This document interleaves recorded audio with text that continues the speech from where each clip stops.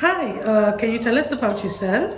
Hello, my name is Devraj. I am 12 years old and I study in the Biotechnology School. That's great. So, Devraj, how has your experience been in Brainy and Bright so far?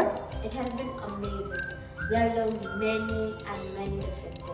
3D designing, 3D printing.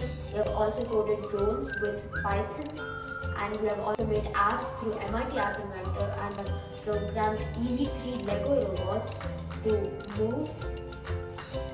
Great. So, how long was your summer camp? My summer camp was 35 sessions or 2 months. That's great. So, what do you look forward to learning more from Brainy and Bright? I want to go in more depth about robots, motors, sensors, and also about the things that computers, their operating systems, and many different things. More depth in computers. Excellent. So, what's your aim, Devraj?